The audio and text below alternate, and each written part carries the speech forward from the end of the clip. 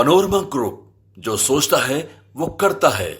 Supreme court ने Patna high court के उस फैसले पर रोक लगाने से इनकार कर दिया है जिसमें बिहार सरकार के 65% आरक्षण देने के फैसले को रद्द कर दिया गया था। हालांकि सुप्रीम कोर्ट फैसले के खिलाफ बिहार सरकार की याचिका पर सुनवाई करने को तैयार हो गया। इस पर सितंबर में सुनवाई होगी। चीफ जस्टिस डीवाई चंद्रचूड़ की अगुवाई वाली बेंच ने कहा कि हम नोटिस जारी कर रहे हैं, इस मामले पर हम सितंबर में सुनवाई करेंगे, तब तक कोई अंतरिम राहत नहीं रहेगी। बिहार सरकार की ओर से सॉलिसिटर जनरल तुषार मेहता पक्ष रख रहे थे। उन्होंने शीर्ष अदालत से कहा कि इस मामले पर तत्काल कोई फैसला लिया जाए। ऐसा इसलिए क्योंकि सितंबर में बढ़ाए गए आरक्षण के तहत बहुत सी नौकरियां निकाली थी और उसमें इंटरव्यू की प्रक्रिया चल रही है। मेहता ने कहा कि इस कानून के आधार पर हजारों अभ्यर्थियों के इंटरव्यू चल रहे हैं। इस दौरान सरकार का पक्ष रख रहे एक वकील ने छत्तीसगढ़ का उदाहरण दिया। उन्होंने कहा कि छत्तीसगढ़ सरकार ने जातिगत आरक्षण की सीमा 50% की थी।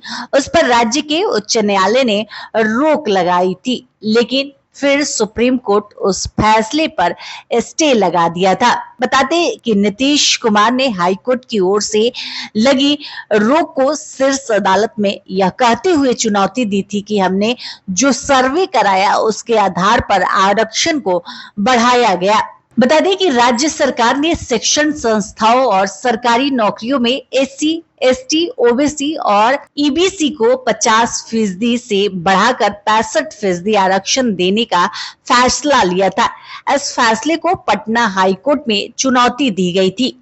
हाईकोर्ट ने आरक्षण बढ़ाने के फैसले को 20 जून को रद्द कर दिया था। इस फैसले के खिलाफ बिहार सरकार ने सुप्रीम कोर्ट में याचिका दायर की थी। याचिकाकर्ताओं ने तर्क दिया था कि रिजर्वेशन इन कैटेगरी की आबादी की बजाय इनके सामाजिक और शिक्षा में पिछड़ेपन के आधार पर होना चाहिए। बिहार सरकार का फैसला संविधान के अनुच्छेद 16(1) और अनुच्छेद 15(1) का उल्लंघन करता है। अनुच्छेद 16(1) राज्य के तहत किसी भी कार्यालय में रोजगार या नियुक्ति से संबंधित मामलों में सभी नागरिक के लिए समानता का अवसर प्रदान करता है। अनुच्छेद 15(1) किसी भी प्रकार के भेदभाव पर रोक लगाता है। जातीय गणना की सर्वे रिपोर्ट सार्वजनिक होने के बाद सरकार ने ओबीसी, ईबीसी, दलित और आदिवासियों का आरक्षण 65% कर दिया था। इसमें आर्थिक रूप से पिछड़े सवर्णों को बिहार में सरकारी नौकरी और उच्च शैक्षणिक संस्थाओं में मिलने वाले 10% आरक्षण को मिलाकर कोटा 75% कर दिया गया था। बिहार सरकार ने जातीय गणना की रिपोर्ट 2 अक्टूबर को जारी की थी। उसके मुताबिक बिहार में सबसे ज्यादा आबादी पिछड़ा वर्ग और अत्यंत पिछड़ा वर्ग की है।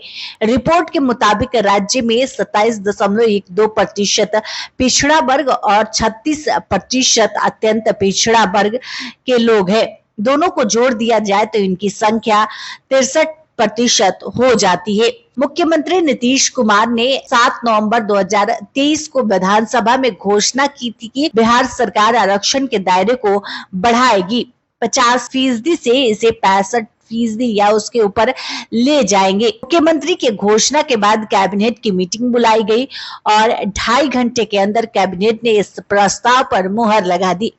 इसके बाद इसे शीतकालीन सत्र के चौथे दिन 9 नवंबर को विधानमंडल के दोनों सदनों में पारित किया गया।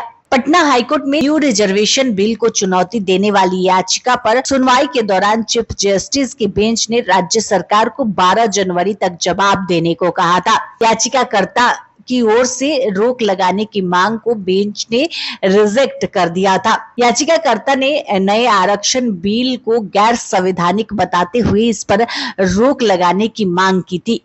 चीफ जस्टिस ने सुनवाई करते हुए इस बिल पर रोक नहीं लगाई जा सकती। अदालत ने बिहार सरकार से अपना पक्ष रखने के लिए जवाब दाखिल करने का आदेश दिया था। इसके बाद कोर्ट के फैसला सुनाने की बात कही गई थी। याचिकाकर्ता की ओर से कहा गया था कि यह समानता का अधिकार का उल्लंघन है। क्योंकि राज्य सरकार ने जाति आधारित गणना आधार पर आरक्षण का दायरा बढ़ाया, जबकि सामाजिक और शैक्षणिक आधार पर बढ़ाना चाहिए। तो फिलहाल सुप्रीम कोर्ट ने पटना हाई कोर्ट के उस फैसले पर रोक लगाने से इनकार कर दिया है, जिसमें बिहार सरकार के 65% आरक्षण देने का फैसले को रद्द कर दिया गया था।